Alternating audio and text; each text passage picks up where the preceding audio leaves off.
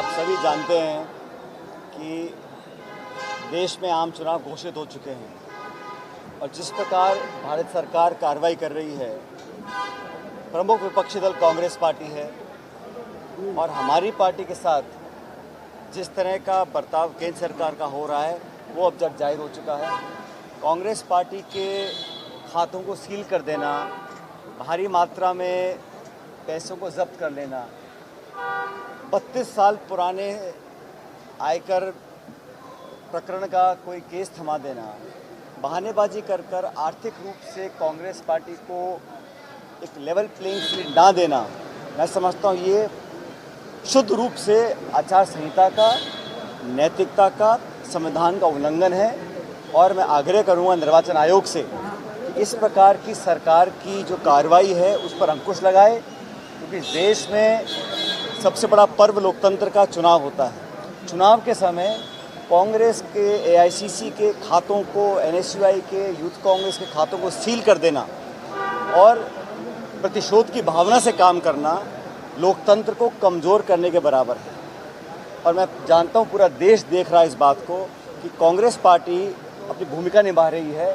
10 साल से हम विपक्ष की जिम्मेदारी निभा रहे हैं और आज जब चुनाव का समय आया तब जानबूझकर बदले की भावना से विपक्ष को, कांग्रेस को कमज़ोर करने की दृष्टिकोण से और इस देश में, हमारे गणतंत्र में जो लोकतंत्र इतनी मजबूत हमारी जड़ें हैं उसको कमज़ोर करने का काम केंद्र की सरकार कर रही है।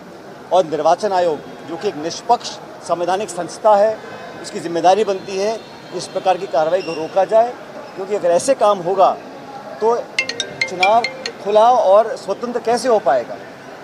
अगर प्रमुख विपक्षी दल को इस प्रकार से अंकुश लगाया जाएगा और जानबूझ के उनके खातों, हमारे खातों को बंद कर कर कोई इनकम टैक्स का नोटिस 1994 के को प्रकरण का बता रहे हैं जो दिया गया है, उसके चलते हमारी पार्टी के खातों को सील करना और सैकड़ों करोड़ रुपए जो जनता से हम लोगों ने फंड इकट्ठा किया है चुनाव लड़ने के लिए, इसको बंद कर देना, इसमें बहुत, मैं समझता हूँ, घमंड और आक्रमण वाली राजनीति का परिचय केंद्र की सरकार दे रही है। निर्वाचन आयोग को तुरंत प्रभाव से इसका संज्ञान लेकर इस पर कार्रवाई करनी चाहिए। जहाँ तक छत्तीसगढ़ की बात है, हमारी पार्टी ने उम्मीदवार कुछ घोषित किए हैं, चंद सीटों पे घोषणा बाकी है, लेकिन मंथन, चर्चा, संवाद सीईसी का हो चुका है और बहुत जल्द जो बचे नाम हैं उसकी घोषणा कांग्रेस पार्टी दिल्ली से करेगी।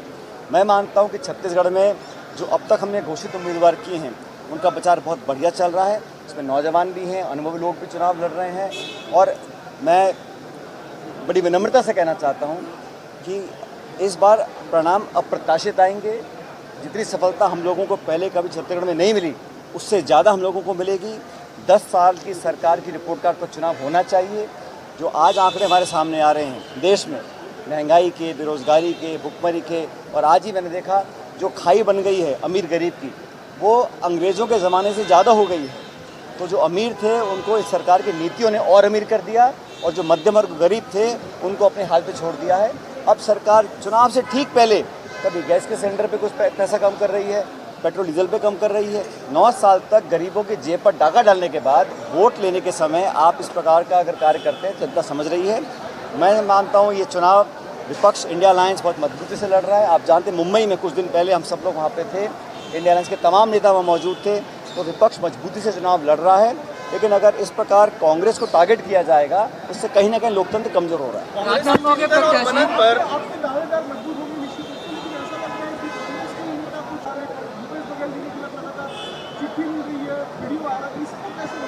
बिल्कुल ऐसा है, कांग्रेस एक अनुशासित पार्टी है, कोई भी पार्टी का अनुशासन तोड़ेगा उसका संज्ञान लेकर उस पर कार्रवाई पार्टी करेगी।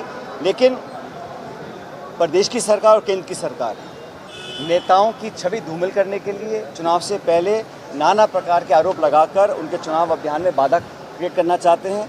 और कांग्रेस के सरकार के समय जो हमने अच्छे काम किए थे उस पर पूरा पानी फेर दिया गया है और जो वादे छत्तीसगढ़ के मैनिफेस्टो में भाजपा ने किए थे उनमें से कितने पूरे करें आप बताइएगा।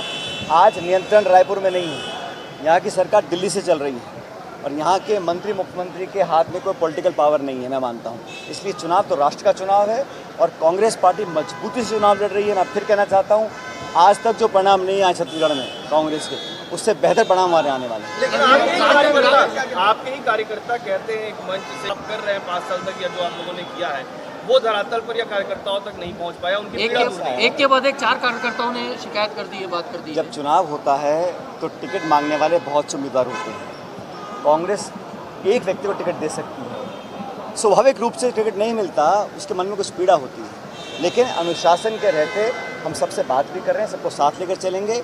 लेकिन आप इस बात से सुनिश्चित रहिएगा, कांग्रेस पार्टी पूरी ताकत के साथ मजबूती से चुनाव लड़ रही है। अगर कहीं किसी ने अगर बात बोली भी है, उसका मैं खुद संज्ञान लूंगा और कार्रवाई करूंगा। क्या बीजेपी का कोई षड्यंत्र है इसमें?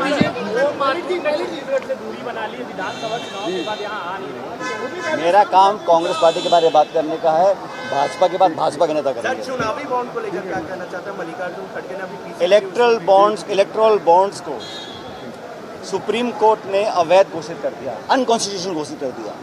हजारों करोड़ रुपए का घोटाला हुआ है। जैसा राहुल जी ने कहा, ये एक वसूली का तंत्र बन गया था। शासन का डंडा दिखा के, ईडी, सीबीआई, इनकम टैक्स का जोर दिखा के उद्योगपतियों से बॉन्ड्स लिए गए, और ये दुनिया में पहला प्रकरण देखा जब सरकार के तंत्र के तहत इस प्रकार का इतना व्यापक घोटाला हुआ। और मैं धन्यवाद देना चाहता हूँ माननीय सुप्रीम कोर्ट का। सुप्रीम कोर्ट ने जो उसको अवैध ठहराया है, एक बहुत ही सराहनीय निर्णय है। लेकिन अगर खाते सीज होने चाहिए इतने सारे बॉन्ड लेने के बाद, तो भाजपा के होने चाहिए। केंद्र सरकार कांग्रेस के खाते सीज कर रही है, ये सरासर बेईमानी है और इस प्रकार की कार्रवाई नहीं होनी चाहिए थी। मैं फिर कहना चाहता हूँ, इस देश में स्वतंत्र, निष्पक्ष, पारदर्शी चुनाव कराने की जिम्मेदारी निर्वाचन आयोग की है। वो 70-75 साल से एक इंडिपेंडेंट कॉन्स्टिट्यूशनल बॉडी है, उसको संज्ञान लेना चाहिए और तुरंत कार्रवाई करनी चाहिए। इलेक्ट्रल बॉन्ड से भाजपा का जो नीति और नियत में फर्क है वो उजागर हुआ है और जनता पूरा देख रही है। पूर्व मुख्यमंत्री का नाम FIR में आया है।